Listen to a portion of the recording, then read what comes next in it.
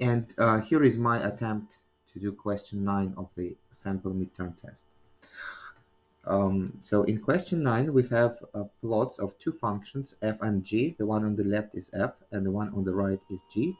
And the question is to find the limit of the composition of two functions, so f of g of x. Right, so what does this even mean? The composition of two functions. So maybe let me explain. So what it means. So the composition of two functions, f circle g of x, means f of g of x.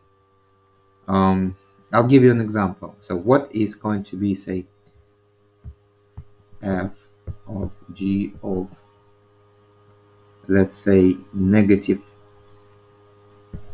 0.5. Negative 0.5 is here. So g of negative 0.5 is 1.5. So this is f of 1.5. Now we look at f of 1.5. So this is f, this is 1.5. This is f of 1.5, and it equals 1.5.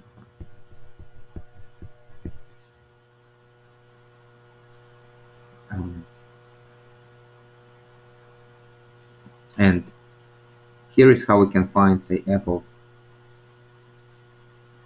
let's say, f of g of 0.5. Again, so first we find g of 0.5, and 0.5 is here. So g of 0.5 is minus 1.5. So this is f of minus 1.5.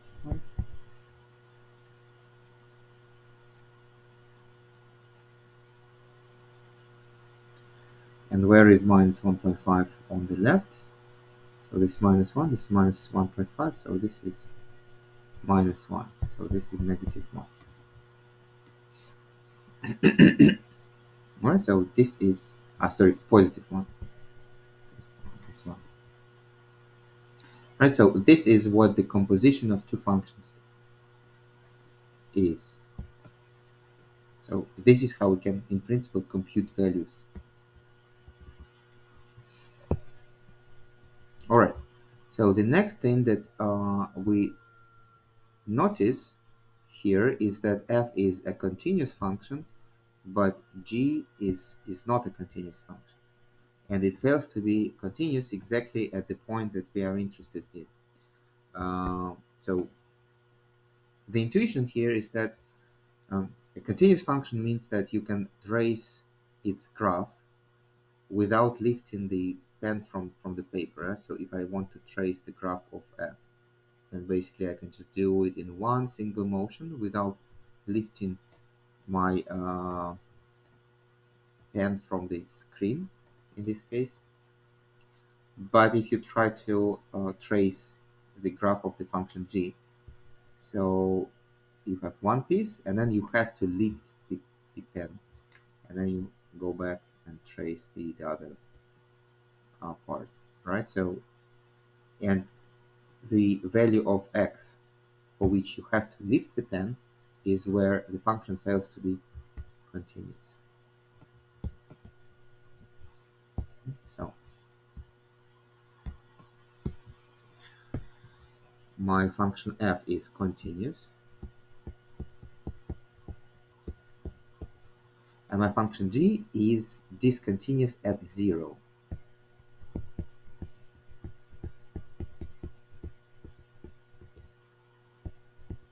At 0. And the problem is that we are actually interested in the limit of the composition when x goes to 0. And since we can't just do it in the easy way, so we have to consider limits on the left and on the right, right? So we need to find limits of f and g on the left, of the composition on the left and on the right, right? So let's find the limit of f of g of x when x goes to 0 minus, so the left-sided limit, and the limit of f of g of x when x goes to the right. Now, in both cases, so f is continuous, and continuous functions can be swapped with limits. So that's the one of the rules of continuity, right? So this is actually f evaluated at the limit of x goes to 0 minus of g of x. And this is f evaluated at the limit of g of x when x goes to 0 plus.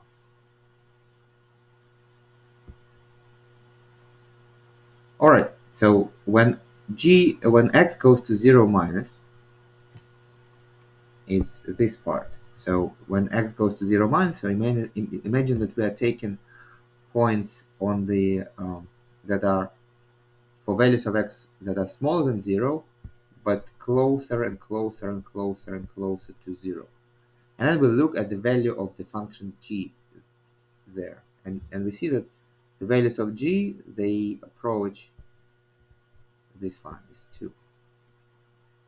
Right? So the limit of g of x when x goes to 0 on the left is 2.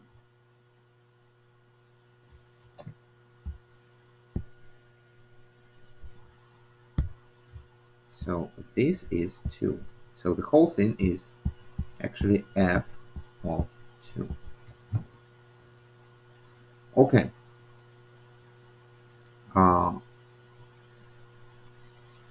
Let me pause here. So let me switch to the other limit first.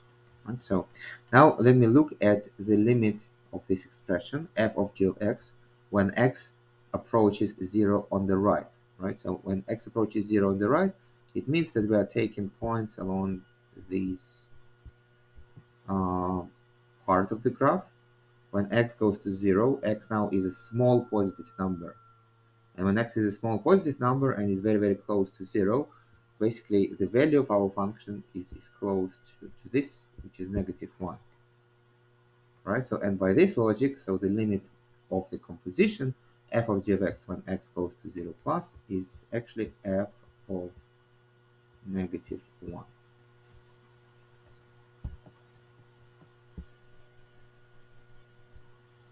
All right, so we have one-sided limits of the composition of two functions, and we found out that the left-sided limit of the composition of two functions is f of 2, and the right-sided limit is f of -1.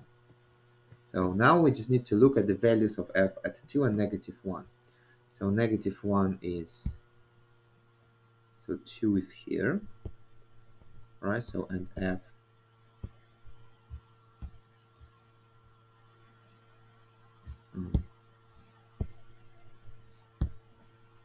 so f of 2 is 2, and -1 is here, and f of -1 happens to be also 2. Right, so this is 2, and this is also 2. Since the left side limit and the right side limit are equal, it means that the limit of the whole expression exists and equals that number. So, and that number is 2. So the answer here is 2. Right, so notice that so here it's just the two graphs are designed in such a way that the two limits are that the values of our function f at -1 and 2 are the same. Right, so if f were slightly different, so if f had slightly different values at -1 and at 2, then this limit would not exist anymore. But now it does, and it equals 2.